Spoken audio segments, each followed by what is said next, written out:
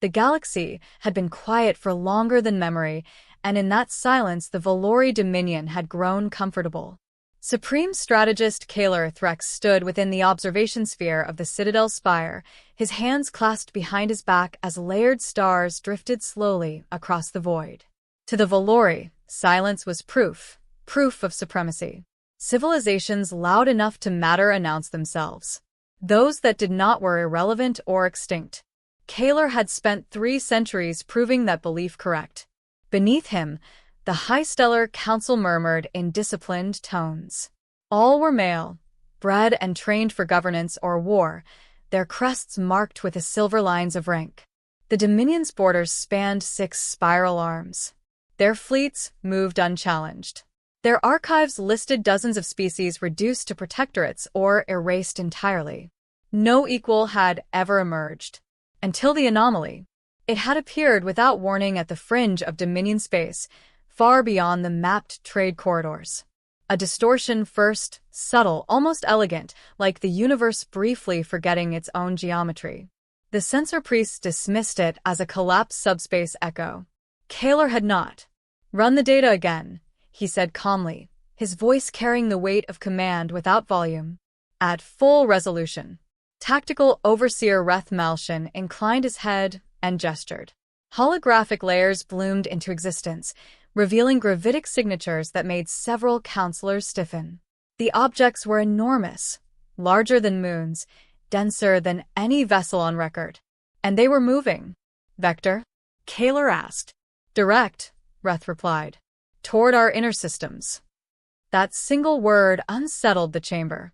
Natural phenomena did not move with intent. Ancient relics did not adjust course in response to stellar drift. These objects had altered their trajectory precisely. Could they be dormant constructs? One counselor offered. Remnants of a precursor species? Kaler studied the projections. He noted the uniform spacing between the signatures, the identical mass profiles, the disciplined formation. His crest flattened slightly, an involuntary sign of concern. "Precursors do not travel in battle order," he said. The council fell silent. Long-range scans intensified as Dominion listening arrays focused their full power on the incoming shapes. The data sharpened, stripping away uncertainty layer by layer. Hull outlines emerged, angular, asymmetrical, brutally efficient. No ornamentation. No visible energy bloom. Just vast structures of dark alloy swallowing starlight. Warships. Reth swallowed, his confidence thinning. Classification algorithms are failing. Their tonnage exceeds our heaviest carriers by a factor of, he stopped, recalculated, and tried again. By a factor of 20. A low ripple of unease spread through the chamber. "Impossible," another counselor muttered. "No species builds vessels at that scale. The resource cost alone is irrelevant if extinction is the alternative," Kaler finished. That drew every eye to him. He turned from the stars to face the council, his expression controlled but sharp. "We assumed we were alone because we never met resistance worthy of memory. That assumption may have blinded us." Reth hesitated. "Strategist, there are no records. No signals. No prior encounters." "Which means," Kaler said slowly, "that whoever built these ships did not expand loudly. They did not conquer indiscriminately. They waited." The words settled like a weight. Orders were issued with practiced efficiency. 3 patrol fleets were redirected. Planetary shields across the border systems were raised. Diplomatic channels were prepared, though few believed they would be needed. The Dominion had never failed to intimidate first contact into submission. Hours passed. Then minutes. The incoming fleet crossed the outer boundary, without decelerating. "Transmission detected," Reth announced suddenly.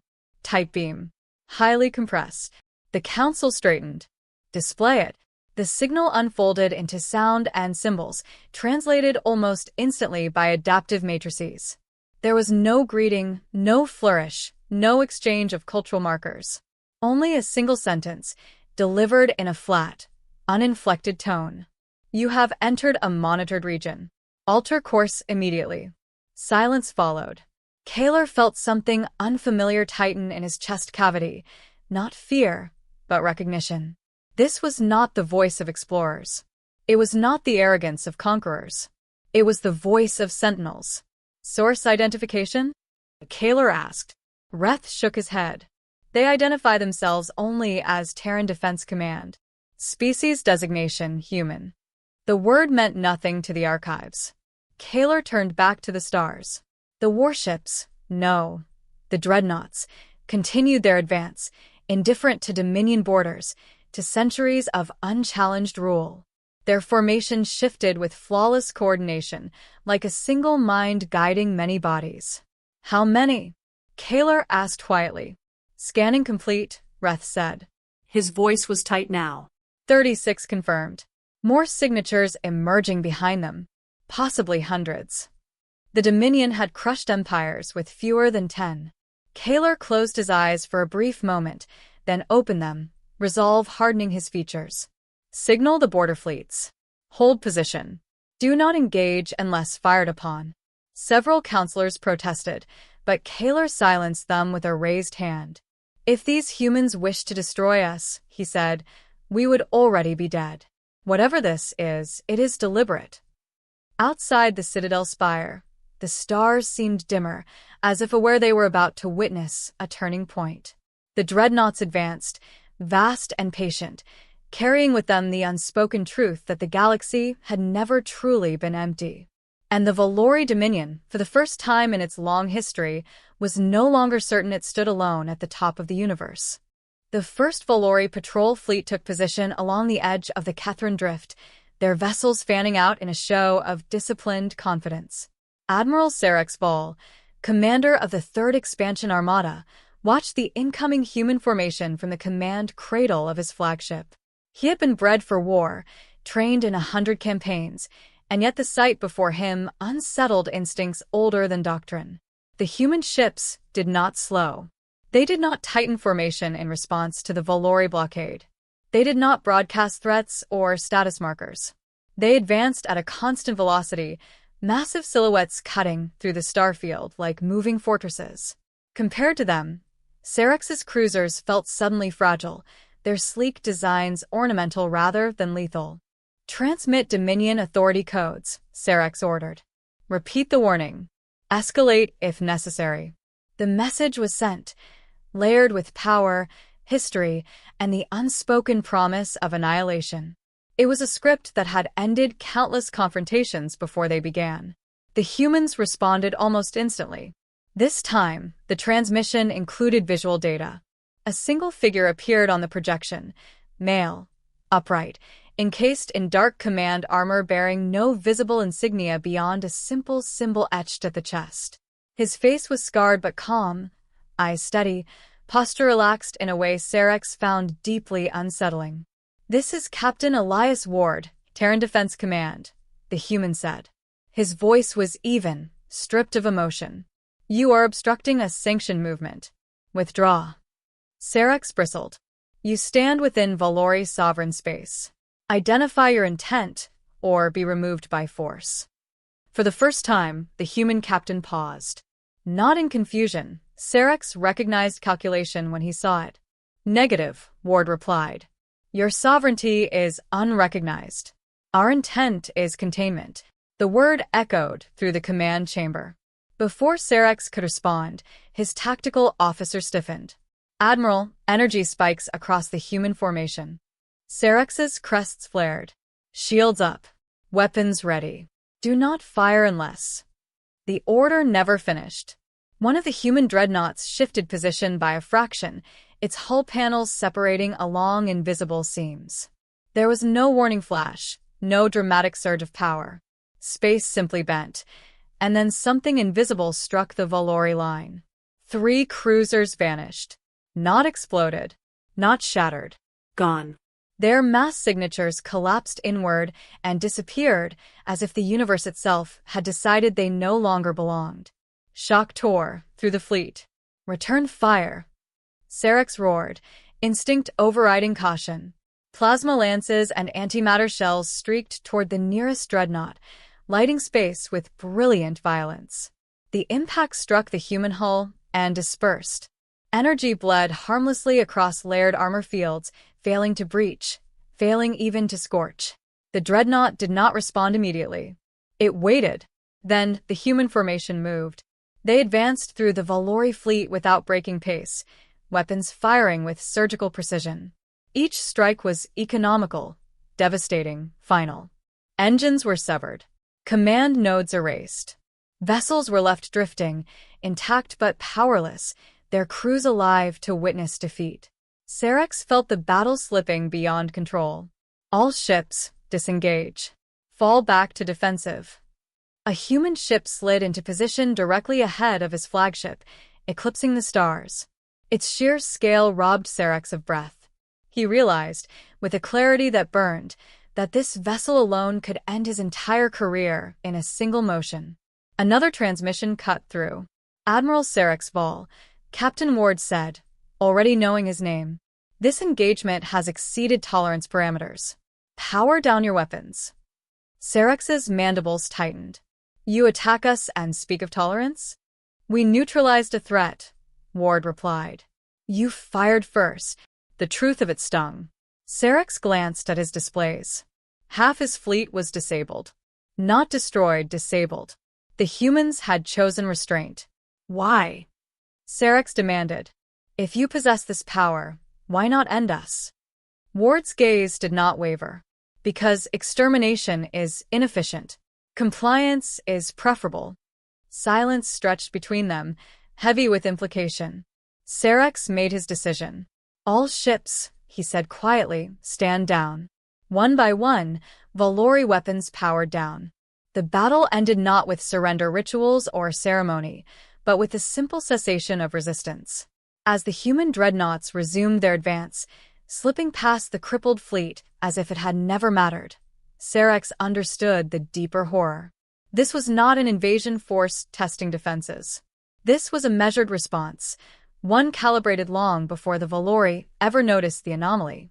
Far above, in the Citadel spire, Supreme Strategist Kaler Threx received the battle data in silence.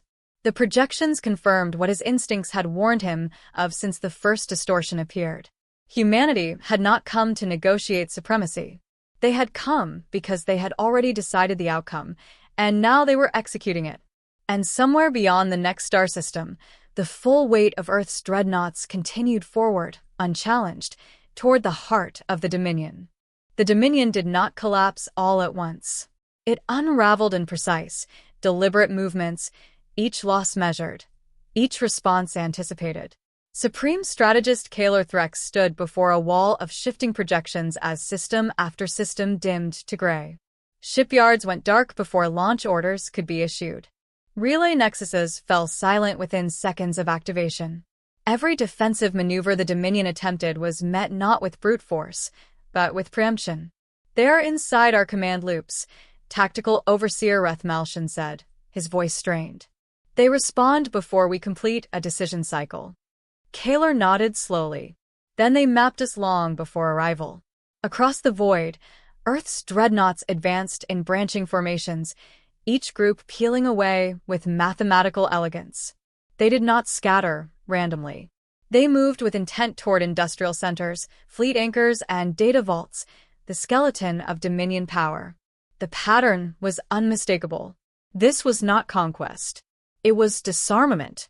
From the flagship Resolute, Fleet Commander Marcus Hale observed the unfolding campaign. His posture was relaxed, his tone precise as he addressed the officers surrounding him. Maintain operational tempo. Avoid population centers unless resistance escalates. A younger officer hesitated. Sir, they're pulling forces back toward their core worlds. They're forming a defensive perimeter. Hale allowed himself a thin, humorless smile. That's expected. Proceed with Phase 3. No rallying speech followed. Humanity had long abandoned the need for dramatics in war. Dominion fleets attempted a coordinated counterstrike at the Carson Junction, concentrating what remained of their heavy warships into a single overwhelming push. For the first time since the campaign began, they fired first in unison, flooding space with energy and fury. The human response was immediate.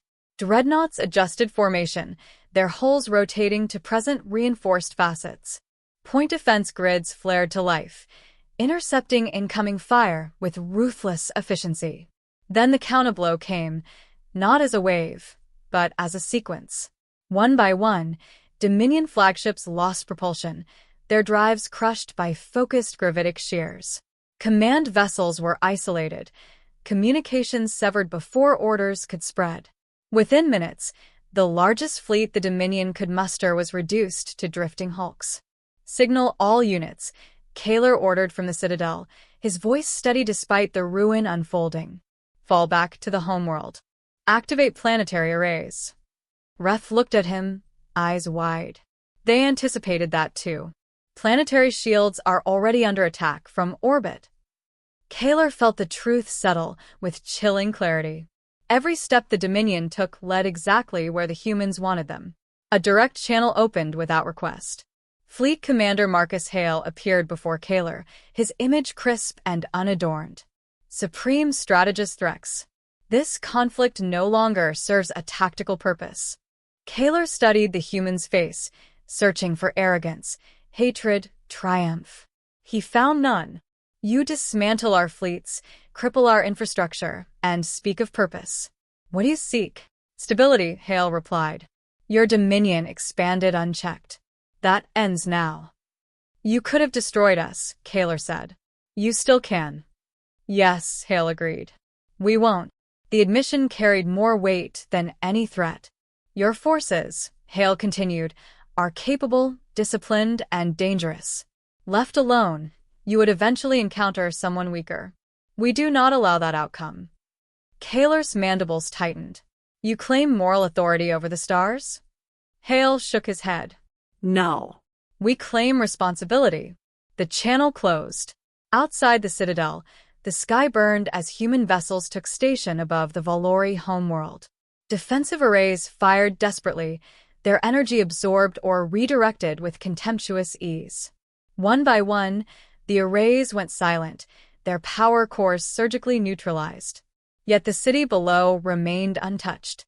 Kaler watched the feed in silence. This was not annihilation. It was containment made manifest.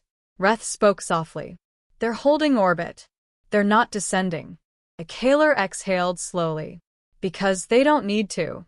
Across the planet, the Dominion's last remaining fleets stood down, their captains receiving identical orders transmitted simultaneously. "Power down. Await instruction. Survive." On the Resolute, Hale observed the final compliance indicators flicker green across his display. The war, if it could be called that, had ended faster than most training simulations. "Secure the perimeter," he ordered. "Prepare for contact protocol." A junior officer frowned. "Sir, they never forced us to explain ourselves." Hale's gaze remained on the planet below. "They will ask." As the dreadnoughts settled into silent vigil, Kaler Threx understood the final, terrible truth. Humanity had not fought to defeat the Dominion. They had fought to make sure the Dominion could never threaten anyone again. And whatever explanation the humans intended to offer next would decide whether the Valori survived as a people or merely endured as a warning. The chamber chosen for the meeting had once hosted declarations of conquest. Now it was silent, its vast windows filled not with celebratory banners, but with the unmoving silhouettes of human dreadnoughts hanging in orbit like patient gods. Supreme Strategist Kaler Threx stood at the center of the floor, alone, as the Dominion symbols were powered down around him. The human delegation arrived without ceremony. Fleet Commander Marcus Hale entered first, unarmed, his stride unhurried. Two officers followed, both male, both alert but restrained.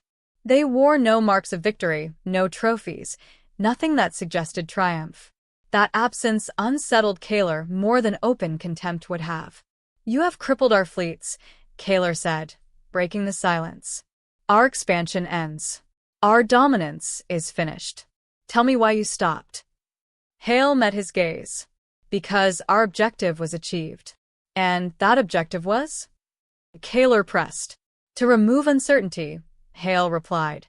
"You were an unknown variable." Kaler's crest twitched. "That answer lacks reason."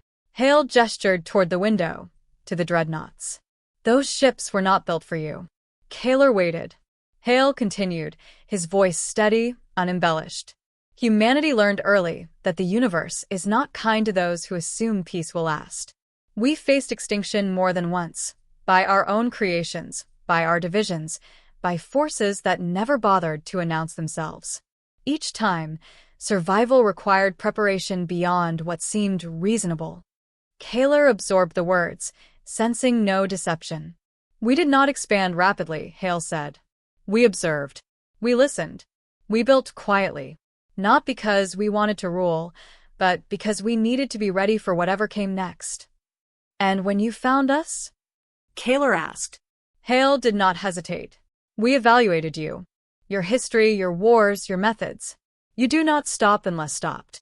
The truth struck with surgical precision. Kaler straightened. So we were judged. Yes, Hale said. And spared. Kaler's voice hardened. Spared under threat of annihilation. Spared under protection, Hale corrected. Our dreadnoughts will remain. Your borders will hold. Your fleets will remain grounded. In return, your people live. Your culture continues. You reduce us to subjects, Kaler said. Hale shook his head. No. We make you a responsibility. Silence stretched between them, heavy but not hostile. Kaler spoke again more quietly. Why reveal yourselves now? Hale's eyes flicked briefly to the stars. Because waiting longer increased the risk. You were approaching the threshold where intervention would cost lives on a scale we consider unacceptable. Even ours. Kaler asked. Hale met his gaze. Especially yours. The admission fractured something inside Kaler. For the first time, he saw the dreadnoughts not as instruments of humiliation, but as barriers, walls placed between the Dominion and a future of endless war. You will watch us forever? Kaler asked. Hale considered. Until you no longer need watching. Kaler exhaled slowly.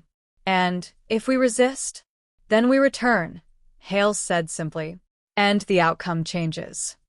The meeting ended without signatures or formal surrender. None were needed. Power had already spoken. As the humans departed, Kaler remained by the window, studying the ships that had rewritten the fate of his civilization. He understood now that humanity's greatest weapon was not its firepower, but its restraint, the terrifying discipline to stop once victory was certain. High above, aboard the Resolute, Hale watched the Valori world rotate beneath the fleet. An officer approached. Perimeter secure. No further resistance. Hale nodded. Good. Maintain the watch. Yes, sir. As the officer left, Hale allowed himself a moment of reflection. The galaxy was vast, and humanity had no illusions of owning it. But there were lines that could not be allowed to blur, forces that could not be permitted to grow unchecked. The dreadnoughts held their silent vigil, engines idle, weapons cold, guardians rather than conquerors. Somewhere beyond the stars, other civilizations waited in the dark, unaware of how close they were to discovery. Humanity would find them eventually. And when it did, the galaxy would learn the same lesson the Valori Dominion had learned too late. That Earth did not seek to rule the universe. It prepared to survive it.